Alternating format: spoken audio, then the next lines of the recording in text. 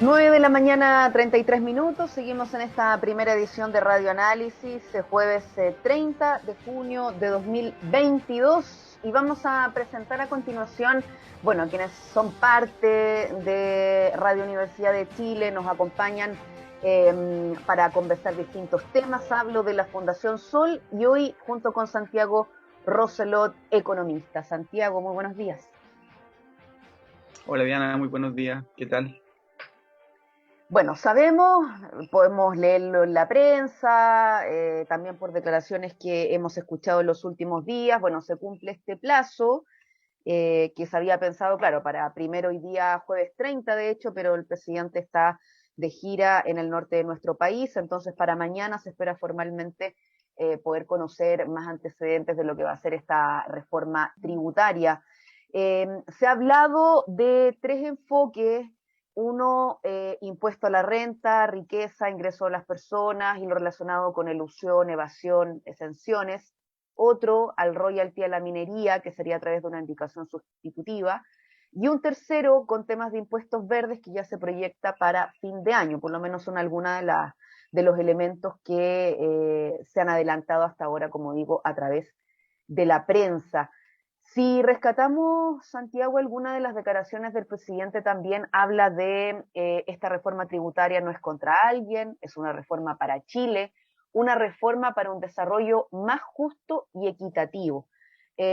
¿Cómo podemos entender que se releve esta idea de que sea más justo y equitativo? ¿Qué es lo que teníamos o qué es lo que tenemos hoy? Pensando en que desde varios actores ya se habla de que esto era urgente de alguna manera abordarlo. Sí, bueno, justamente como dices tú, estos días va a salir ya la reforma.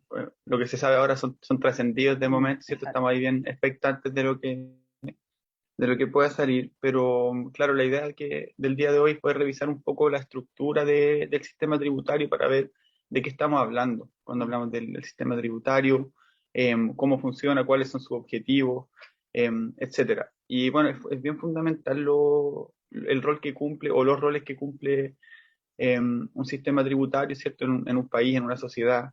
Em, por un lado tiene el rol quizás el más importante que tiene que ver con recaudar, ¿cierto? Con recaudar para poder financiar el gasto público, pero sí también como incentivar el crecimiento económico, ¿cierto? Esto incentiva y da incentivos, ¿cierto? Para la inversión o el ahorro, dependiendo de la estructura tributaria que haya. Es importante también para distribuir recursos, y así como también para regular el impacto de ciertas actividades económicas, como por ejemplo pueden ser los efectos medioambientales o el consumo de ciertos bienes dañinos. Ahí es bien interesante lo que mencionas tú, porque como se puede revisar, eh, hay una estructura de incentivos que da el sistema tributario que va determinando, ¿cierto?, de cierta forma, cuál es la sociedad que se quiere, ¿ya? Y ahí, bueno, bien dijiste algunos ejemplos. El impuesto verde, ¿cierto?, tiene claramente un objetivo de regular el impacto sobre el medio ambiente. eh, Impuesto a la renta o a la riqueza tiene un rol distributivo fuerte. Entonces, bueno, ahí también hay como una discusión un poco más teórica también que dar, que es un poco sobre la relación entre la política y la economía. ¿Ya? Muchas veces esta es una discusión que se da entre expertos, entre especialistas, que se intenta un poco encerrar esa discusión, y claramente tiene una componente técnica que es muy importante, pero no se puede dejar de lado qué es lo que quiere la sociedad. Acá no es solamente algo netamente político que está en el aire, perdón, netamente técnico que queda así en el aire, abstraído de lo que pasa en el resto de la sociedad, sino que debe de reflejar, ¿cierto?, lo que buscan los y las habitantes de un territorio. Claro, porque por ejemplo se ha dicho en algún momento con lo que fue los retiros, por ejemplo, del sistema de fondo de pensiones, se hablaba de los gastos permanentes, y claro, se habla de reforma tributaria con un financiamiento que permita estos ingresos permanentes para gastos permanentes, sobre todo si consideramos que hoy la actual administración habla de reformas sociales importantes. Sí, justamente acá, bueno, estamos hablando tanto por el proceso constituyente como cosas que han presentado también el gobierno, de aumentar la cobertura de derechos sociales, por ejemplo, ya que es una dimensión que es fundamental y que, como bien dicen, requiere de un aumento de ingresos permanentes. Y por eso es bien interesante si miramos justamente la recaudación tributaria en Chile. Y ahí hay varias preguntas que surgen. ¿Cuánto se recauda? ¿Cómo se recauda? ¿Se puede recaudar más? Son un poco las preguntas que la idea es ir abordando durante este rato. Y bueno, en primer lugar, respondiendo a la primera pregunta de cuánto se recauda eh, y la importancia que tiene el sistema tributario para las finanzas públicas chilenas, podemos ver que cerca del 80% de los ingresos del gobierno central son justamente por ingresos tributarios. Ya sabemos que este es por lejos el principal ingreso que tiene el gobierno central para financiar gasto público. Ahora, se torna relevante también mirar un poco esta cifra en comparación con otros países de la región, con países quizás más desarrollados de la OCDE, y ahí se utiliza el indicador de eh, recaudación tributaria dividido por el PIB, ¿ya? Que eso para Chile alcanza cerca del 19%, o sea, la recaudación tributaria representa un 19% del PIB en Chile.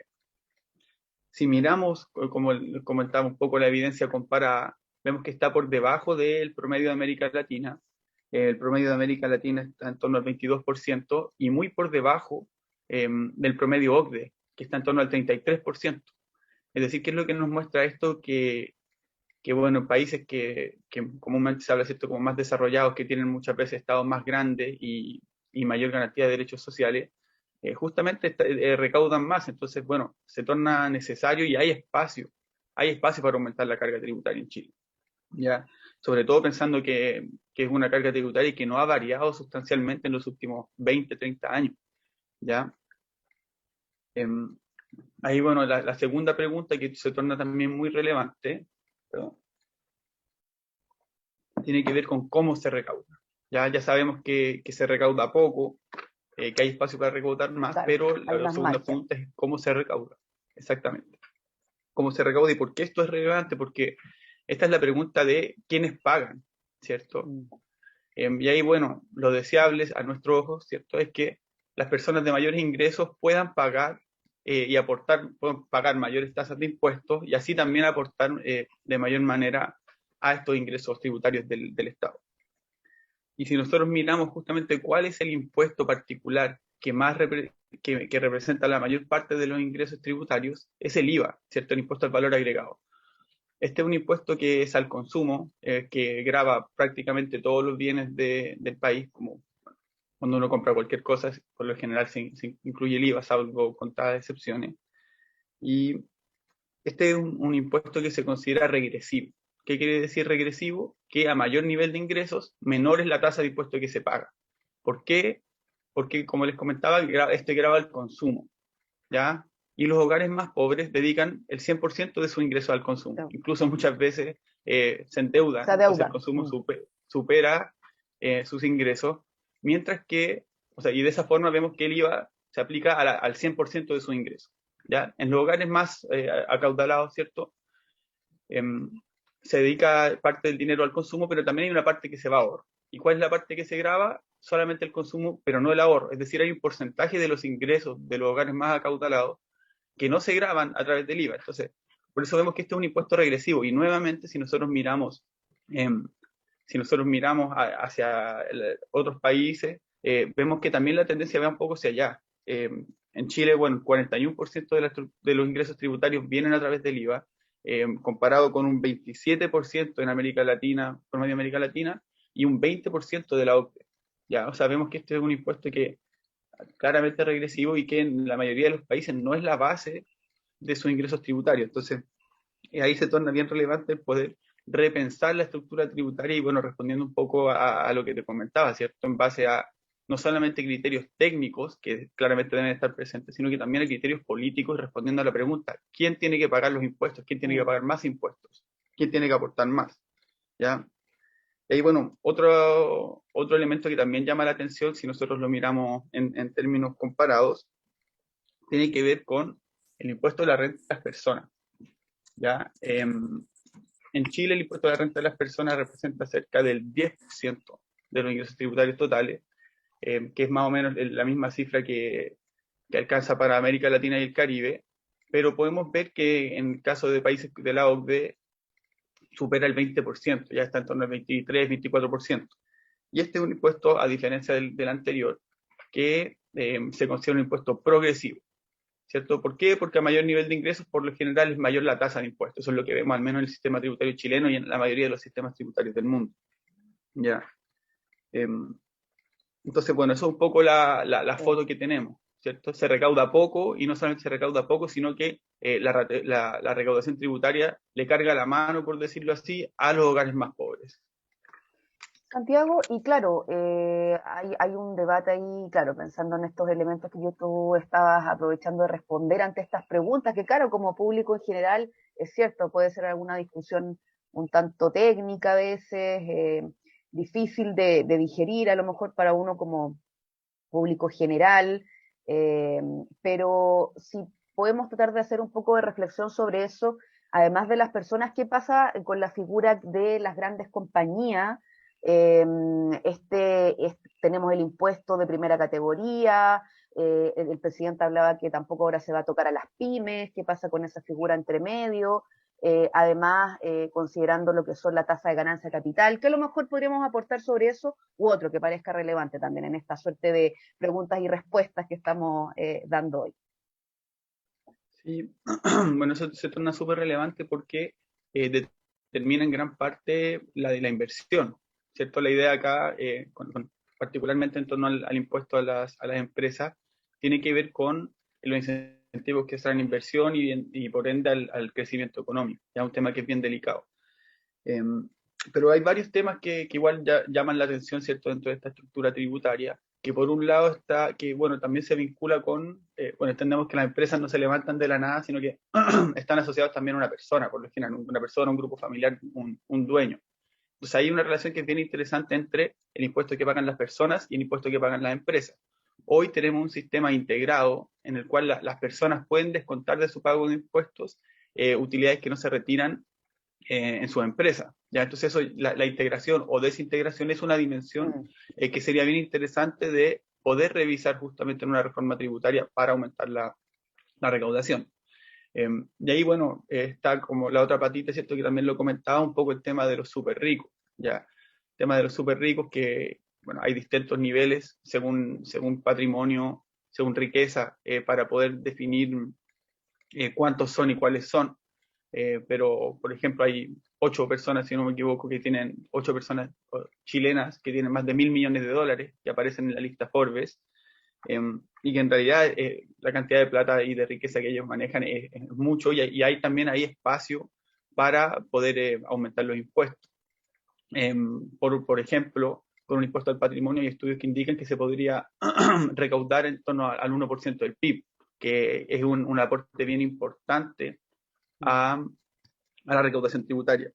Y ahí hay otro tema que también a veces pasa un poco colado, que también es como una fuente bien importante que podría ser de aumentar la recaudación, que tiene que ver con las exenciones tributarias, es decir, ciertas actividades económicas que están libres de pagar impuestos. Y aquí también muy ligado a lo que comentabas tú. Por ejemplo, aparece que hay una exención tributaria a la venta de acciones. ¿Ya? O sea, las ganancias del capital mediante venta de acciones no están tributando. Eso también es algo que cobra poco sentido si nosotros vemos qué porcentaje de la sociedad es que tiene acciones, que realiza ciertas transacciones bursátiles, eh, y también viendo quiénes son. ¿Ya? Es un poco así como a grandes rasgos, ¿cierto? Pensando en esta temática de la empresa y los súper ricos. Ahora, también está toda la otra dimensión, perdón, Diana, que tiene que ver Sí. con la ilusión y con la evasión, Mm. ¿ya? Que ahí también es bien importante hacer esa distinción. Con respecto a la ilusión, bueno, vendría siendo actividades tributarias que no respetan el espíritu de la ley, ¿cierto? Que se enmarcan dentro de la ley, pero que se elabora un plan tributario para ir en contra del espíritu de la ley, mientras que la evasión ya es la subdeclaración tributaria ilegal y voluntaria, ¿ya? Y ahí también es bien importante poder avanzar hacia una mayor regulación, y sobre todo también faltan datos. Hay poca investigación, pocos datos oficiales al respecto, y también es un poco el llamado a poder ir profundizando sobre esta temática. Sí, escuchábamos, de hecho, a propósito de lo que mencionaba, estamos hablando con Santiago Roselot, economista de la Fundación Sol, porque, claro, lo que vamos a conocer mañana tiene que ver también con una etapa previa de estos llamados a diálogo que convocó la autoridad con distintos actores, distintos sectores, y por ejemplo el ministro de Hacienda, Mario Marcel, decía que las fuentes de evasión y de elusión que en nuestras consultas surgió como uno de los elementos que más indignaba. En ese marco, Santiago, nos quedan los últimos minutos, pero ¿cómo ves también lo que se entiende al parecer va a ser denominado como corazón, también con el fortalecimiento y las atribuciones del Servicio de Impuesto Interno, en todo, no sé si entre lo que ha cumplido hasta hoy como rol a propósito de estas materias como evasión, elusión, pero también lo que se pueda venir u otros conceptos que podamos aprovechar de mencionar antes de despedir. Sí, aquí, bueno, también siguiendo lo que dicen los especialistas tributarios, gente que ha trabajado mucho tiempo en esta temática, bueno, una de las principales demandas, lo que plantean es que efectivamente hay que darles más herramientas al Servicio de Impuestos Internos, pero también aumentar los recursos que recibe el Servicio de Impuestos Internos. Esto, claro, no sería algo que netamente de voluntad de una persona, ¿cierto?, de quien esté dirigiendo el servicio, sino que también tiene que venir con voluntad política y con recursos asociados. Ya, ahí, bueno, hay varias propuestas en particular que pueden ser interesantes, que tienen que ver con el secreto bancario y su levantamiento en realidad en ciertos casos, que permitiría, por ejemplo, al Servicio de Impuestos Internos poder corroborar qué es lo que pasa en términos reales en las cuentas, ¿cierto?, de las personas con lo que declaran. Por otro lado, también mejora la transparencia entre, por ejemplo, la información que se cruza del Servicio de Impuestos Internos con aduanas. Esos podrían ser como algunos temas desde lo particular que podrían apelar, ¿cierto?, a la evasión y la elusión. Y ahí, bueno, otro temita que me parece que también relevante mencionar, que también es una fuente interesante de recaudación, tiene que ver con el royalty minero. Hoy hay un royalty minero que está, el impuesto específico a la minería en estricto rigor, ¿cierto?, que está por debajo de lo que podría ser, que tiene una recaudación que no se condice con los niveles de inversión y de ganancia que tienen las empresas mineras en Chile, y que hay, cambiando, ¿cierto?, un poco la estructura, cambiando su diseño, se podría recaudar más. Hay también varias propuestas concretas al respecto, ¿cierto?, de cambiar la base tributaria del royalty, cosas. Sí, es uno, también lo decíamos al inicio, uno de los 3 temas que van a estar presentes. Además, este último, Santiago, considerando que se presentaría ahí directo al Senado, que es donde está el actual proyecto y que había sido previamente debatido. Bueno, horas bien importantes ante un tema que se habló en campaña, ha sido parte de las prioridades también que se habían mencionado, por eso que se convocaron a estos diálogos, y los detalles vamos a conocerlos mañana más en concreto durante los próximos días, así que hemos querido hacer esta suerte de previa, de marco a lo que tenemos hoy, y así como ir comparando y entrando a lo que pueda pasar desde mañana con esta discusión que además va a avanzar ahí en el Parlamento. Así que agradecemos esta mañana, como siempre, además lo decíamos, parte acá de la casa de la Fundación Sol, al economista Santiago Roselot. Muchas gracias, Diana. Que te Y vaya nos bien, un vamos a saludo ahí todo el encontrar, equipo. sí, nos vamos a encontrar de nuevo ya con información más concreta para seguir analizando estos y otras materias. Y nosotros también nos despedimos en esta primera edición de Radio Análisis de jueves 30 de junio de 2022. Hemos estado desde las 7 actualizando en materia informativa, entrevistas, panel político también. Recuerde que esta transmisión, este video también va a quedar disponible en nuestras plataformas, en Radio Universidad de Chile, todo lo que siga durante el día también a través de nuestro diario electrónico en radio.uchile.cl, y a las 13 horas en la segunda edición de Radio Análisis. Agradecemos a Ricardo Hinojosa, que ha estado a cargo de la puesta al aire radial, a Manuel Silva en la transmisión por streaming, a Tania González en la producción periodística, Diana Porras, quien les habla. Nos reencontramos mañana. No se separe la 102.5. A continuación, Semáforo con la conducción de Antonella Esteves. Nos reencontramos a la 1.